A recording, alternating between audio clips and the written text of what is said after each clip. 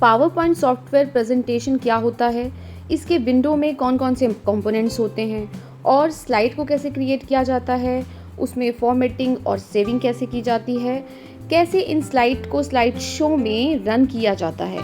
तो ये सारी चीज़ें आज हम सीखने वाले हैं अपने इस चैप्टर में, जो कि है क्लास 4 कंप्यूटर का चैप्टर 4 पावर पॉइंट। तो इसमें पावर पॉइंट से रिलेटेड सब कुछ आज हम सीखेंगे।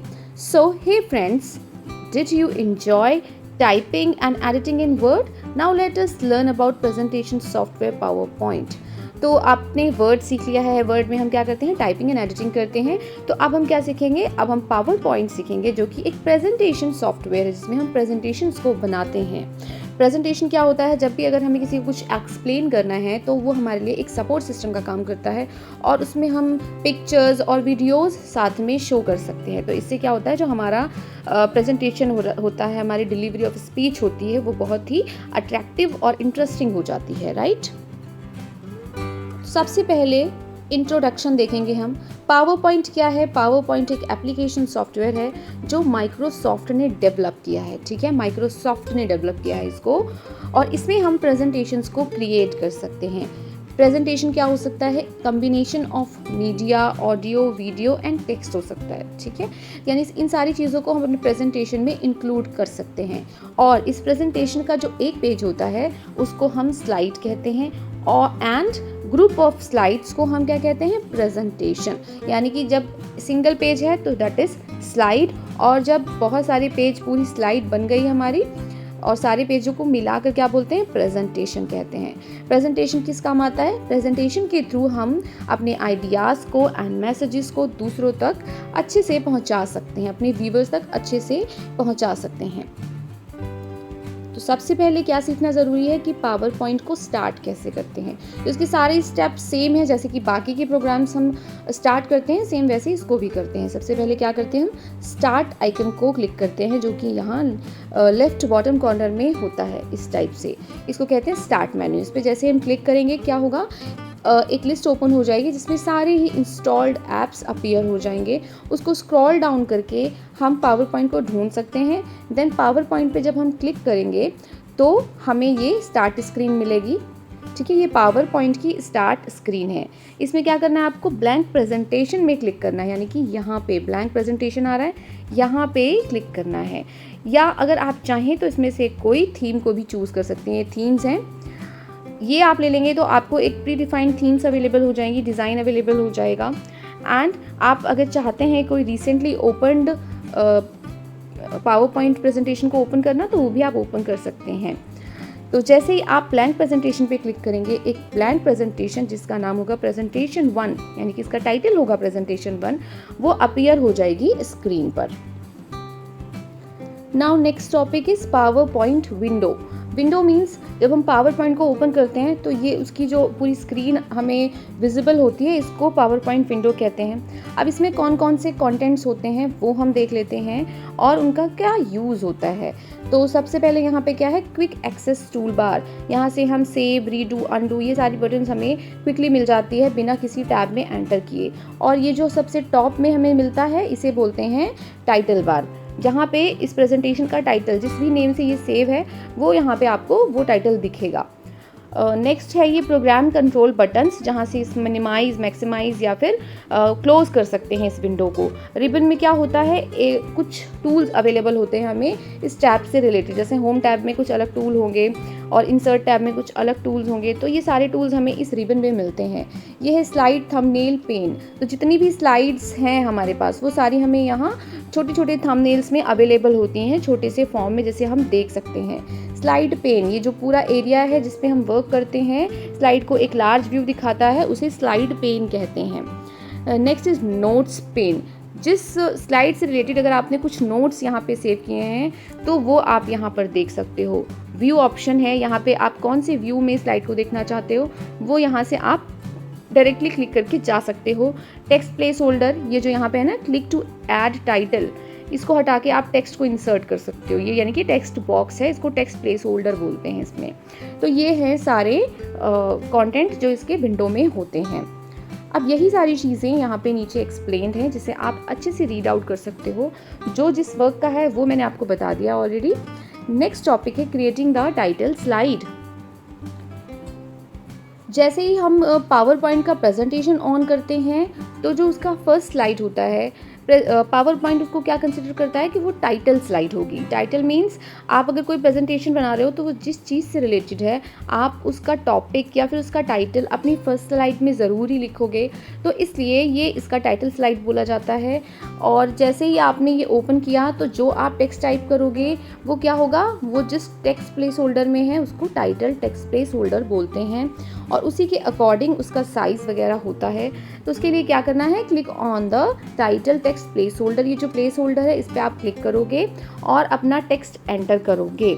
तो जो टेक्स्ट आपने एंटर किया है वो यहाँ पे आपको डिस्प्ले होगा, और यहाँ पे जो साइड में थंबनेल है छोटा सा वहाँ पे भी डिस्प्ले होगा। तो ये जो थंबनेल होते हैं ये स्लाइड का मिनिएचर फॉर्म होता है, जिसे आप देख सकते हो कि कौन सी स्लाइड पे हम वर्क कर रहे हैं, इसके बाद कौन सी स्लाइड है, उसमें क्या कंटेंट है, everything is visible to you. सब कुछ उसमें ईजिली विजिबल होता है, बस वो छोटे फॉर्म में होता है। Next is entering the text in सब टाइटल। तो जैसे ही आपने टाइटल एंटर कर दिया उसके नीचे आपको एक प्लेस होल्डर यानी कि टेक्स्ट प्लेस होल्डर और मिलेगा, जिसे बोलते हैं सब टाइटल।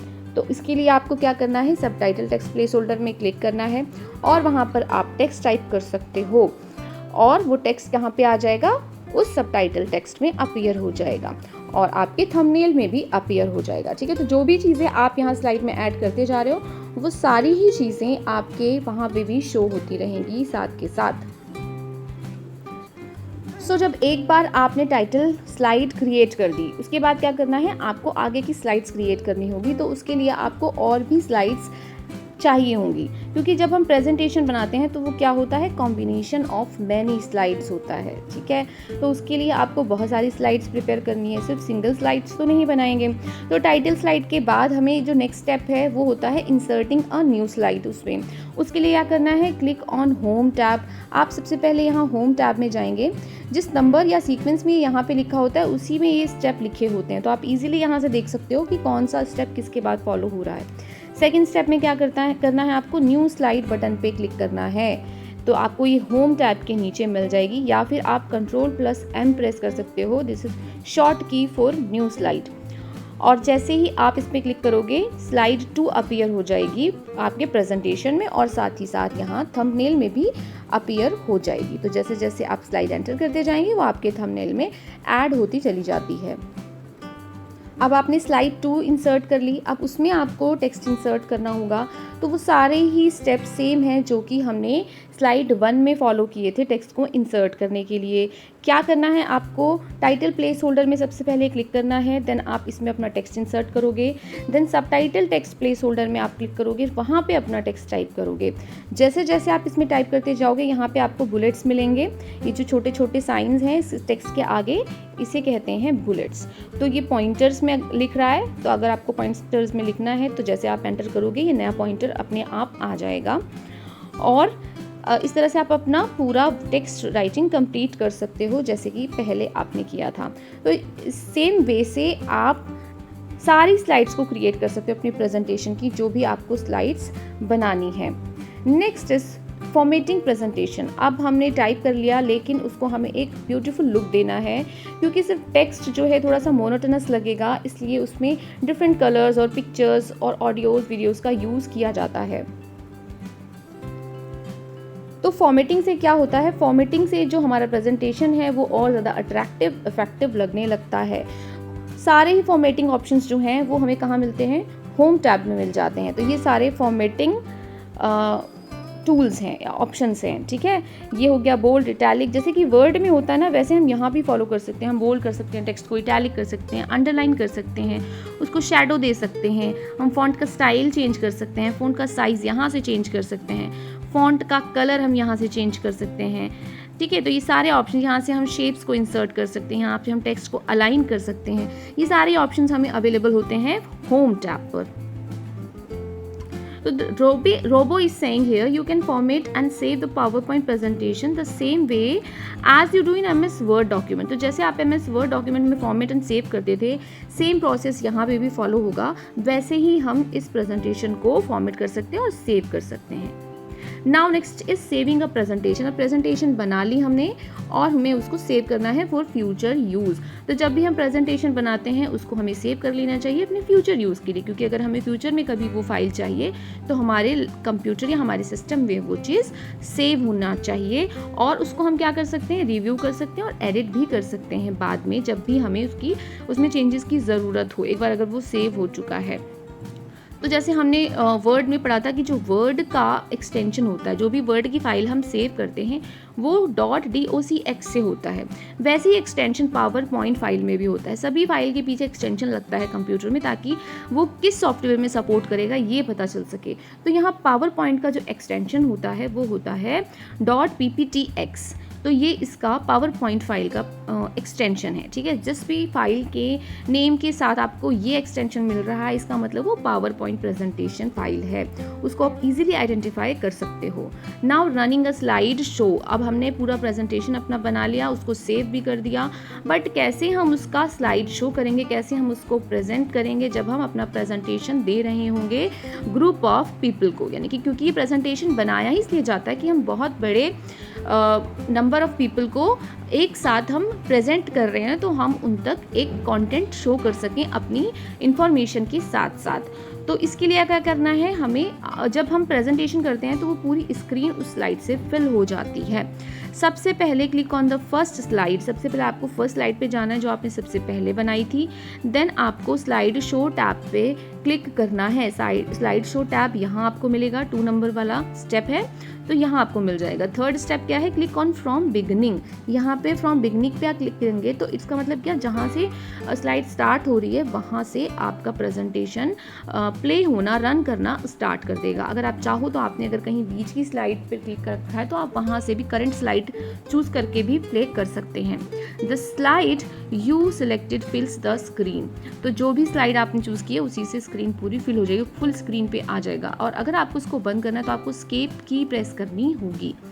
जो सबसे लेफ्ट कॉर्नर में टॉप में की होती है एस्केप, वो आपको क्लिक करनी है। To display the next slide click on next. अब आपने एक स्लाइड रन कर दी, अगर आपको नेक्स्ट स्लाइड चाहिए तो यहाँ पे आपको नेक्स्ट का ऑप्शन मिलेगा, उस पर आप क्लिक कर सकते हो, या एरो की में जो नेक्स्ट होता है उसको भी आप क्लिक करके स्लाइड को नेक्स्ट स्लाइड पर ले जा सकते हो। और अगर आपको प्रीवियस पे करना है तो आप प्रीवियस पे भी कर सकते हो। उसके लिए आपको बैक बटन प्रेस करनी है, वो भी आपको यहाँ पर मिल जाएगी। Then repeat step 4 until the blank screen appears indicating that you have reached at the end of the slide। तो जब आप इसको रन करते रहोगे तो एक टाइम ऐसा आएगा जब आपकी सारी स्लाइड्स कंप्लीट हो जाएंगी, स्क्रीन पे प्रेजेंट हो चुकी होंगी, तो यहाँ पे आपको वो एक मैसेज दे देगा कि आपने इंडिकेट कर देगा कि आप you have reached at the end of the slide show, तो आप सबसे लास्ट तक पहुँच चुके हो। Then click on the screen to exit the slide show. फिर आपको स्क्रीन पे क्लिक करना है, इससे क्या होगा, आप स्लाइड शो से बाहर आ जाएंगे, एग्जिट हो जाएंगे।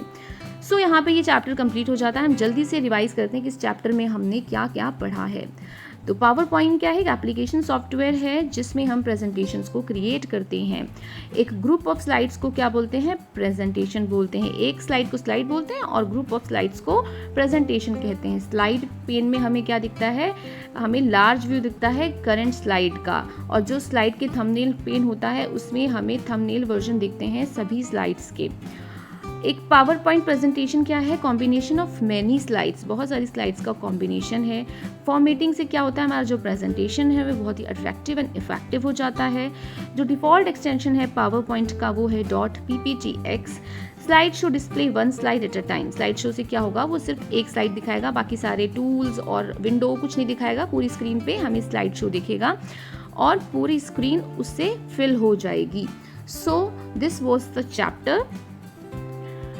Next exercises we will do in our next video. So I hope you like this video. Thanks for watching.